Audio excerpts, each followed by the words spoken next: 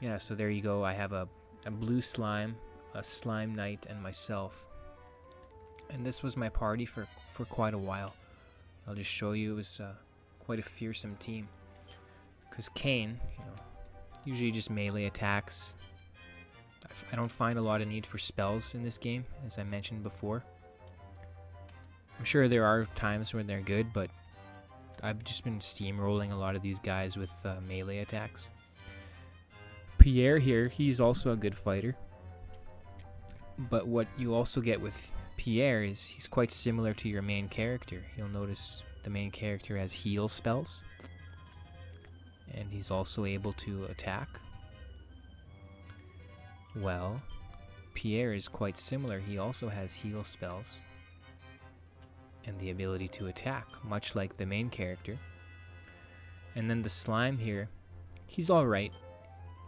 Particularly if you're fighting a boss monster, you can use the increase spell or the decrease spell.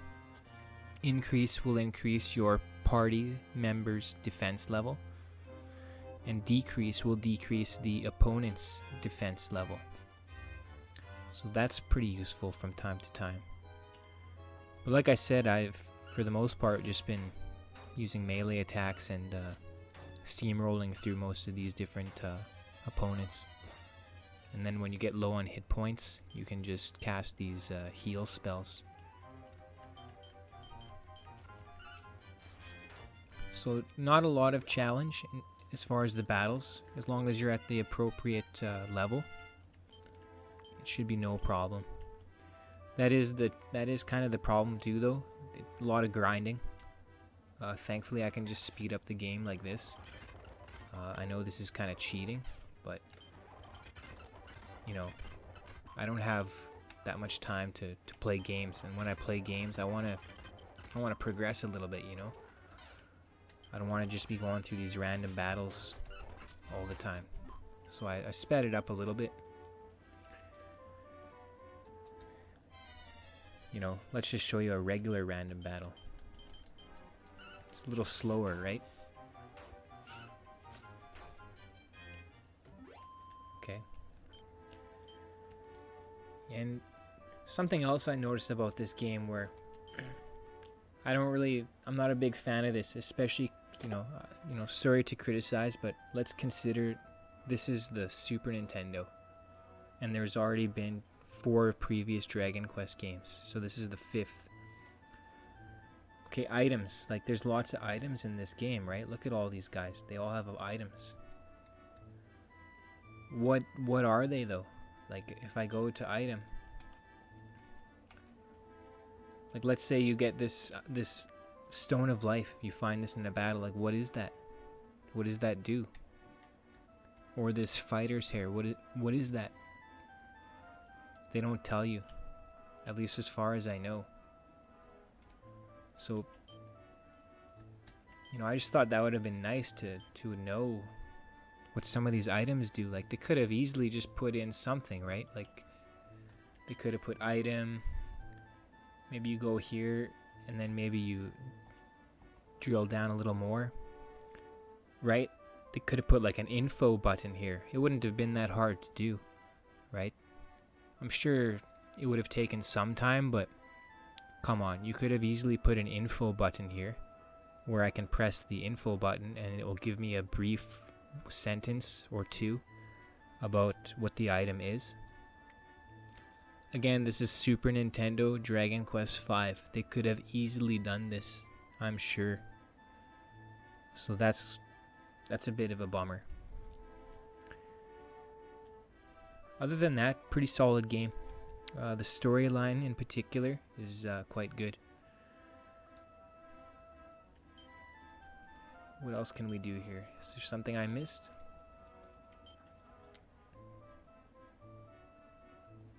Northern Church. Yeah, so as far as I know, at this point of the game, we're at this Northern Church now. And we've been kind of told we can, use a boat, and we're looking for Bianca. We're looking for the main character's mother. So that's one one trail we can go down. Apparently there's something in this area we can search for. And I wasn't really paying too much attention, but just now when we were talking to Ludman there, whatever he was talking about, he kind of clued us in on something. Apparently there was some cave. Let's just speed up here and go back to Ludman. What was Ludman talking about again?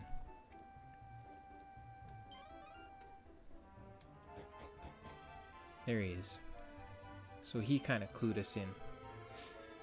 A shrine on a small island. So that's another place we can go to next. So we have a couple different options of where we can go next. And again, we're trying to find Bianca, the main character's wife, the children's mother. We're trying to find the main character's mother. And there's something about this legendary hero who could be the son there, Roman. Because he seems to be able to equip that Zenithian equipment there. And that's sort of where we're at now. So again, quite a good game. There's a couple of small things that I would like to see different. Particularly with the items. Speaking of items, again, where is the info? I would have loved to see an info button there. Some of these items, like what is Leaf of the World Tree? What is that? I don't know what that is. And how would you find out? I guess the instruction manual might tell you, but I don't have the instruction manual. So yeah, you can go on the internet, sure. But again, that would have been easy for them to program that. This is Dragon Quest V. I'm sure they could have easily had an info button there and told you what to do. So maybe let's just get into another random battle so you can see this game in all of its glory. Oh, get on our little boat here. There's water battles as well.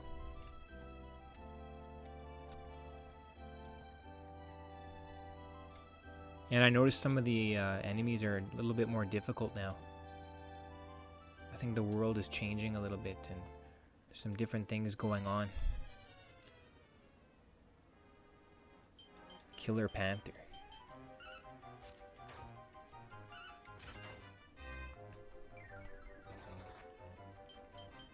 Not in this area, but I noticed in one of the areas the enemies seem to have changed. They're a little bit more difficult than previously. Again, the game is evolving, the world is evolving. Well, maybe Bianca is here. As I mentioned, we had to go to that water temple. Ludman had us go to the water temple. At that point in the game, I believe Bianca was in... not this house. She was... perhaps in this house? With her father? Yeah, Duncan.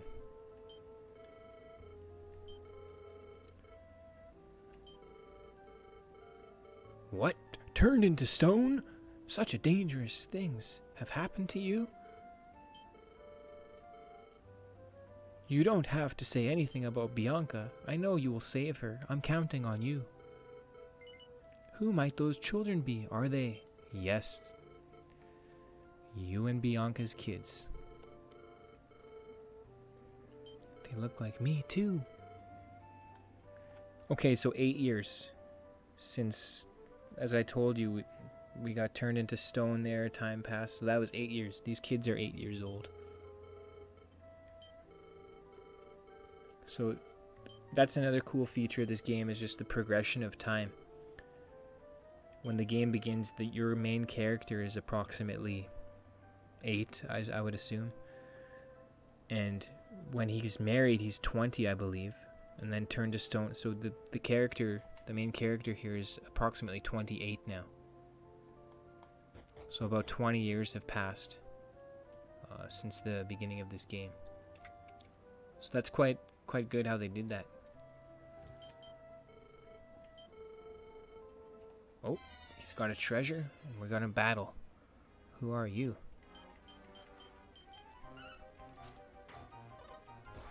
Oh!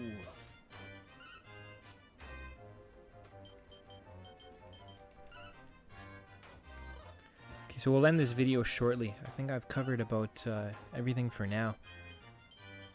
I know I was a little bit all over the place, but just wanted to give a quick review of what's happened so far and some of my thoughts on the game.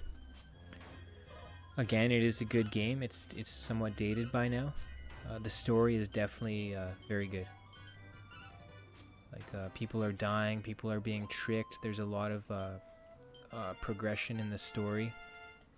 You know, I can definitely feel like I'm getting to know the characters better, and you know, that's really good. The story is definitely great. And probably my only problem is just some of the game mechanics could have been a little better. Again, the battles, a lot of the battles are just melee. Very little use of magic. Which could be nice in some way. It's a simpler system. But, you know, some people might be looking for a little more depth in the game mechanics. The dungeons are good. There's little puzzles in some of the dungeons that you kind of need to figure out.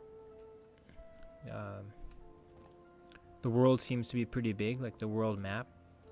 The game itself is seems to be pretty big. So play it. It's definitely worth some time to give this game a shot if you're a fan of the Dragon Quest series. Some people will say this is the best one in the series. I've only finished Dragon Quest 1, dabbled in the NES titles as well. And I would say, yeah, this one is probably the best Dragon Quest game I've ever played to date. So let's end it there, and thanks for watching.